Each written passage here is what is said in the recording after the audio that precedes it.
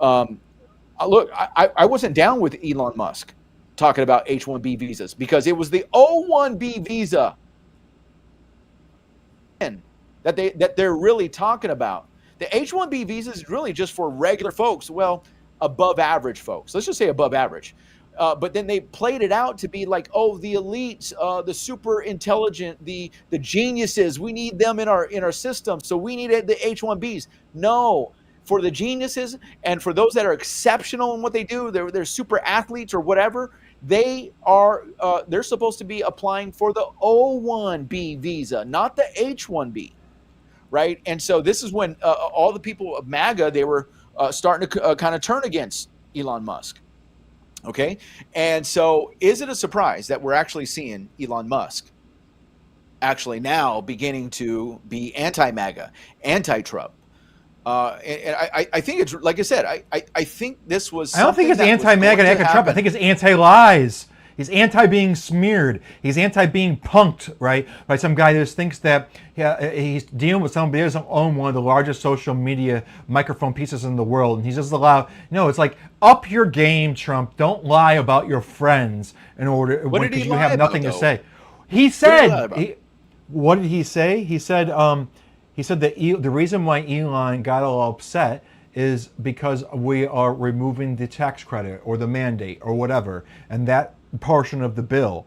That's when Elon replied and said, no, I never even saw the bill. It's like nobody else saw the bill. That was the beginning of this whole feud online publicly. So Trump goes online and lies about what the motives are, the reasons. Now, was that supposed to be like a nod and a wink from Trump that give like some sort of soft reason for why Elon's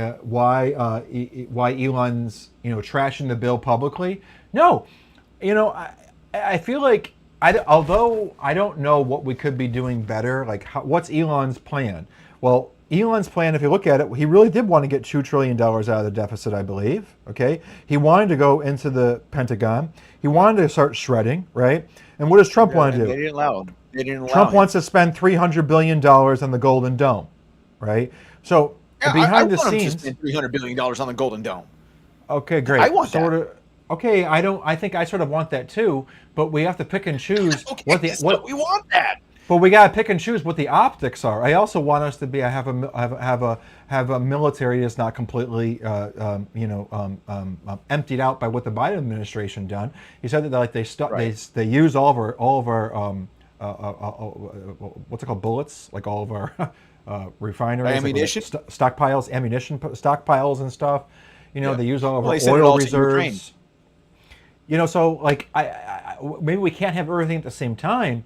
But I don't know what Elon would be asking for necessarily.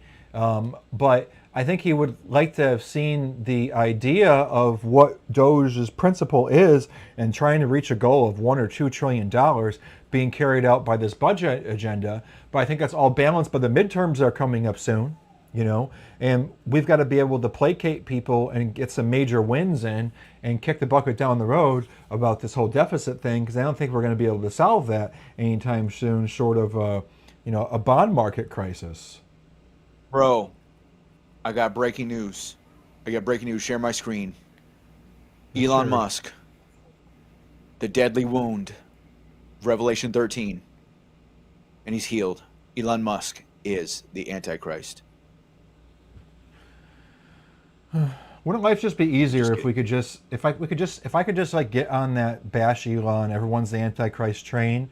Then great, you're just pessimist and you get to have all those wonderful scriptures. And anybody who's a friend of the world is no friend of God, And then I'll be back on that train where there's no hope, right? I'm always pessimistic, and I always say it's two sides of the same coin. Everybody's an infiltrator, everybody's a Mason, everybody's Illuminati. It's so easy when you just have that very immature belief system and understanding, and you don't believe that God is big enough to be navigating in this day and age. But I do believe that God has a role in the politics. Although he's told us clearly that Satan is the god of this world, and although I've got prayers that aren't being answered right and left, and all kinds of reasons to like ponder on the fact that Satan is the god of this world, and what's the role of God's sovereignty that plays in prayer and politics and all that. Even though I see You know, what I used to say 50% of the people I pray for get healed, and now I see like 10% of the people who I pray for get instantaneously healed. You know, I Still still good am odds. caught up. I still am. 10%'s good. 10% is what leads me not to pray for anybody now. You know, I mean, it's I like mean, yeah, I think that's good. That's good. I mean, hey, it's 10% more than zero. not when you're promising healing to people on a microphone, right? Not when like how I got to Christ is by demonstrating supernatural miracles and power of the Spirit. I'm not blaming anything on God. It's all on me. You know, it's because of how Satan's weaseled his way into my faith EKG meter. You know, anyhow, there's no reason to get into any of that. But Yeah, I yeah. still So, do. I still hold on to that God is doing something unique in America, but it's just so very easy just to say everybody's a bad guy. And I just don't, I'm not that black and white anymore, but days like today just makes me so fed up. I just want to throw a temper tantrum. I got a couple more on I this hate you. issue. I hate you, Donald Yeah, Trump. so I got a couple more. Share my screen. And so I look, I'm not a fan of Candace Owens. Anyways, we're not going to get into reasons why, but